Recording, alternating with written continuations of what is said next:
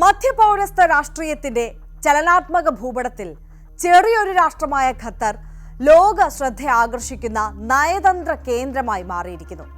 Arabian ഉൾക്കടലിൽ നിന്ന് ഉയർന്നു നിൽക്കുന്ന ഈ ഉപദ്വീപ് വെറും 3 ലക്ഷം ജനസംഖ്യയുള്ള, അതിൽ ഭൂരിഭാഗവും വിദേശികളുള്ള ഒരു രാഷ്ട്രമാണ്. എന്നിട്ടും ഗാസയിലെ സമാധാന ചർച്ചകൾ മുതൽ അഫ്ഗാനിസ്ഥാനിലെ US പിന്മാറ്റം വരെയുള്ള ആഗോള പ്രതിസന്ധികളിൽ ഖത്തർ ഒഴിവാകാനാകാത്ത മധ്യസ്ഥനായി പ്രവർത്തിക്കുന്നു. മധ്യപൗരസ്ത്യ ഏഷ്യയിലെ സങ്കീർണമായ രാഷ്ട്രീയ വൈരുദ്ധ്യങ്ങൾക്കിടയിൽ ഖത്തർ നിഷ്പക്ഷതയുടെ ഒരു അപൂർവ മാതൃകയായി നിലകൊള്ളുകയാണ്. US, യൂറോപ്പ്, ഇറാൻ, ഇസ്ലാമിസ്റ്റ് ഗ്രൂപ്പുകൾ, എതിർ ഗൾഫ് രാഷ്ട്രങ്ങൾ തുടങ്ങി എല്ലാവരുമായും ഖത്തർ തുറന്ന ആശയവിനിമയം നടത്തുന്നുണ്ട്. ഈ വഴക്കം ഖത്തറിനെ ഒരു നിഷ്പക്ഷ മെയിൽ ബോക്സാക്കി മാറ്റുന്നു.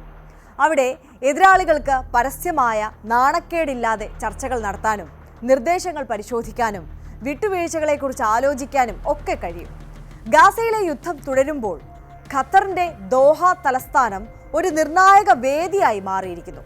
2025 ഓഗസ്റ്റ് 14 ഇസ്രായേൽ രഹസ്യാന്വേഷണ വിഭാഗമായ മൊസാദിന്റെ തലവൻ ഡേവിഡ് ബർണിയ ഖത്തർ പ്രധാനമന്ത്രി മുഹമ്മദ് ബിൻ അബ്ദുൾ റഹ്മാൻ അൽ താനിയുമായി കൂടിക്കാഴ്ച നടത്തി. ബന്ദികളെ മോചിപ്പിക്കുന്നതിനും വെടിനിർത്തൽ ചർച്ചകൾ പുനരാരംഭിക്കുന്നതിനും വേണ്ടിയായിരുന്നു ഈ സന്ദർശനം.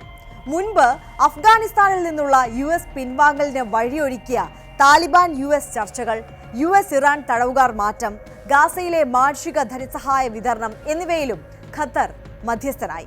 ഈ ചർച്ചകളെല്ലാം ഖത്തറിന്റെ പ്രായോഗികവും ഘട്ടം ഘട്ടമായുള്ളതുമായ നയതന്ത്ര സമീപനത്തിന്റെ ഫലമാണ്.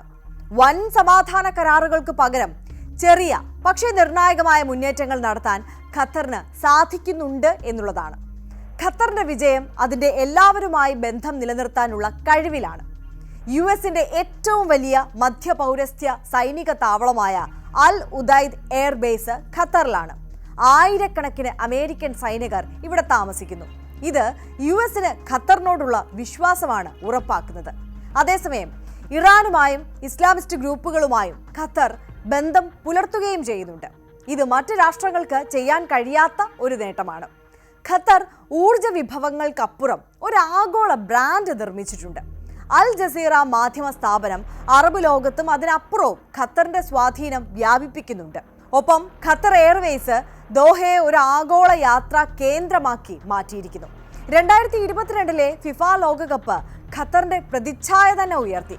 എഡ്യൂക്കേഷൻ സിറ്റിയിലെ പ്രമുഖ US സർവകലാശാലകളുടെ ശാഖകൾ ഖത്തറിന്റെ വിദ്യാഭ്യാസ കേന്ദ്രമെന്ന നിലയിലുള്ള പ്രശസ്തി വർദ്ധിപ്പിക്കുന്നുണ്ട്.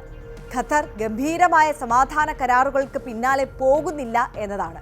പകരം ചെറിയ എന്നാൽ നടപ്പാക്കാൻ കഴിയുന്ന ഘട്ടങ്ങൾക്കാണ് മുൻഗണന നൽകുന്നത്. അതായത് ബന്ദികളെ മോചിപ്പിക്കൽ, താൽക്കാലിക വെടിനിർത്തൽ, മാനുഷിക സഹായ വിതരണം. അങ്ങനെ ഗാസയിൽ ഇത് സഹായ ട്രക്കുകൾ പ്രവേശിപ്പിക്കാനും ബന്ദികളെ മോചിപ്പിക്കാനും വഴിയൊരുക്കി.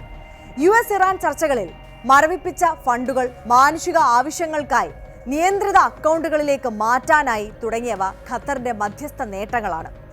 ചെറുതെന്ന് തോന്നുമെങ്കിലും ഈ നേട്ടങ്ങൾ പക്ഷെ വലിയ വിജയങ്ങളിലേക്കാണ് ആത്യന്തികമായി നയിക്കുന്നത് എന്നതാണ് വാസ്തവം.